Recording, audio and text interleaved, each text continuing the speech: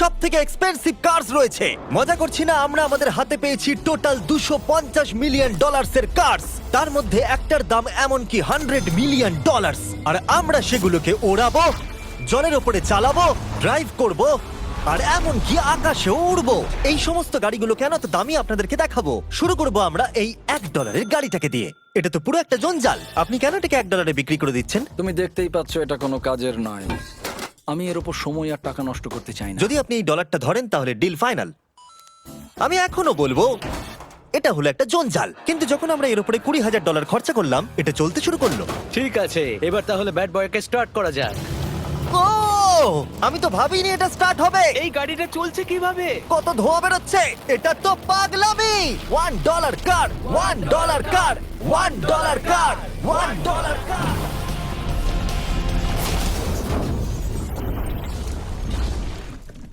ঠিক আছে, তাহলে এটা হলো $1 কার। ভাগ্যিস আমি ওতে বসেছিলাম না। $100,000 কারটাকে নিয়ে এসো। এটা নিজে নিজেই চলতে পারে। মজা করছি না, এর ভেতরে কিন্তু কেউ নেই, তাও এটা দিব্যি চলছে। দেখা যাক 100 গ্র্যান্ডের গাড়িতে কি আছে। গাড়িটার ভেতরে তো অনেক জায়গা আছে। পৃথিবীতে অল্প কিছু গাড়ি আছে যার ভেতরে আমার বাচ্চারা ধরে যেতে পারে।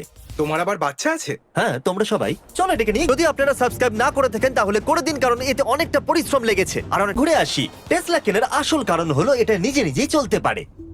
ঠিক আছে, আমি কিন্তু আর গাড়িটাকে চালাচ্ছি না। ও, এটা লেন চেঞ্জ করছে। এটা চলছে। এটা সত্যি নিজে নিজে, কিন্তু থ্রটাল দিইনি, আর স্টিয়ারিংও আমি হাত দিচ্ছি না। জিমি, তার মানে তুমি বলছো যে তুমি ঘুমোতে ঘুমোতে গাড়ি চালাতে পারবে? না, একদম করবে না। ও, okay. চলো দেখা যাক গাড়িটা কত জোরে যেতে পারে। আমি পেছন থেকে হেলে গেলাম। এটা আমাকে ভয় পাইয়ে দিয়েছে। এটা তো সবে মাত্র শুরু। পরে এমনও গাড়ি আমরা দেখাবো যা লিটারালি প্লেন হয়ে যাবে আর উড়বে। কিন্তু এখন আরে ল্যাম্বোটাকে দেখো, ও, ধাক্কা লেগে যাচ্ছিল। এখানে চাবি লাগানো আছে, তাও এটাকে কেউ চুরি করেনি। যদিও এই গাড়িটার দাম দ্বিগুণ, তবু এই গাড়িটার ভেতরে জায়গা অনেকটাই কম। জানি না কেন এই গাড়িটার দাম 200K, কারণ এর ভেতরে আমি ফিটি হচ্ছে ও না। কি জানে ল্যাম্বরগিনি কিভাবে চালাতে হয়? আচ্ছা, এটা চালু হয় কি করে? আমার মনে হয় এই শিফটারটা টিপতে হবে। ঠিক আছে, তাহলে আমরা এখন রাস্তায় নেমে পড়েছি। ও, কি সাউন্ড! ও মাই গড, কি দারুণ গাড়ি! এই অনেক পাওয়ার আছে দেখছি। ও মাই গড, গাড়িটা তো ইনসেন। আমি আস্তে করে থ্রটাল দিলেই গাড়িটা খুব জোরে দৌড়চ্ছে।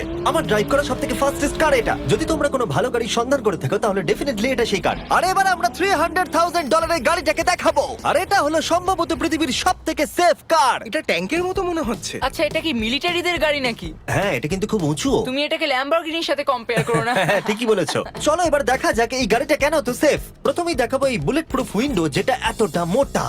এই গাড়িটাতে একটা এক্সপ্লোসিভ প্রুফ আর্মার আছে। পরে এটাকে আমরা টেস্টও করব। কার্ল, তুমি কি বাটনটাকে প্রেস করতে চাও? না, একদমই তুমি নয়। কি স্মোক স্ক্রিন বাটনটা টিপতে চাও? প্লিজ। ওহো, ওহো, এটা তো দারুণ। এখানে তো পুরো ধোঁয়ায় ভরে গেছে। ও মাই গড, কি বাজে গন্ধ!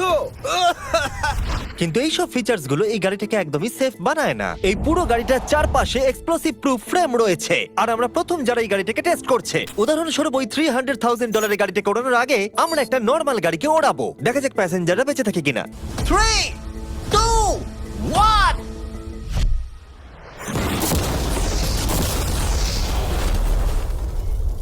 বিস্ফোরণটা এত জোরে হয়েছে যে ভিতরের ম্যানিকুইন গুলো ছিটকে এদিক ওদিকে বেরিয়ে গেছে। উপরের অংশটা উড়ে গেছে। বিস্ফোরণটাকে গাড়িটা সহ্য করতে পারেনি। আর এই গাড়িটাকে ওড়ানোর আগে ভেতরে আমি কয়েকটা ফেস্টিভ্যাল রাখবো। দেখা যাক এটা আমার চকলেটকে রক্ষা করতে পারে কিনা।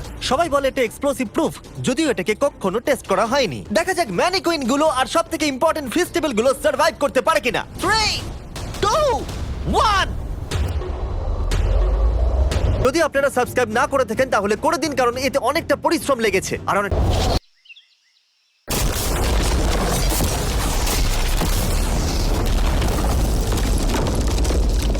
এটা শুধু জাম্প করলো। গাড়িটা ব্লাস্টটাকে সার্ভাইভ করলো, শুধুমাত্র কিছু স্ক্র্যাচেস পড়েছে।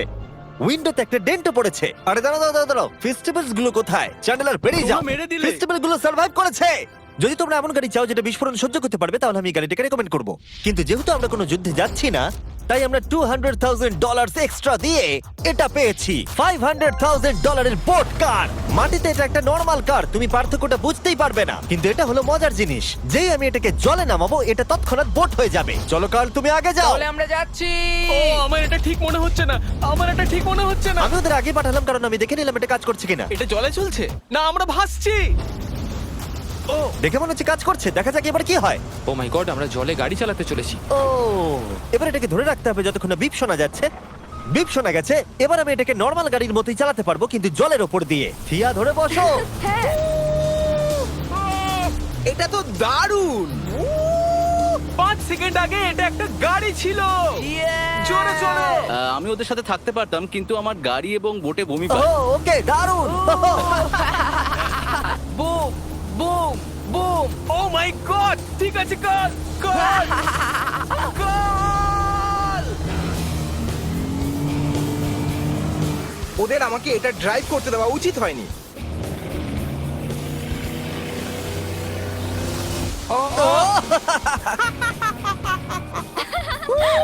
আমরা পেরেছি ভাই। রুল নাম্বার 1, ক্রিসের থেকে অনেকটাই দূরে থাকতে হবে। 3টে গাড়ি গোল করে ঘুরছে। ও, ওরা তো জলের মধ্যে ড্রিফট করছে, পুরো ডোনাটের মতো লাগছে। আমার 5 সেকেন্ড আগে এর সাথে দেখা হলো। এখন আমরা রেস করব। 3, 2, 1, গো! ও খুবই জোরে যাচ্ছে। ও তো ট্রাই করছে না। চলো, জোরে চলো। ও, আমরা ওকে হারিয়ে দিচ্ছি। ও আরে ও তো আসতে হয়ে যাচ্ছে। আমার বিশ্বাসই হচ্ছে না আমরা ওকে হারিয়ে দিয়েছি। এটাও খুব জোরে চলে। জয় উপভোগ করতে ফেস্টিভ্যাল বার খাওয়া সব থেকে ভালো সেলিব্রেশন। এই নাও কিছু ফেস্টিভ্যাল খাও। ও এই!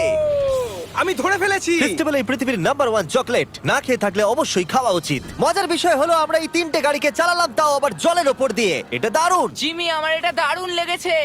আর আপনারা শুনলে অবাক হবেন, এটা সবেমাত্র শুরু এই ভিডিওর।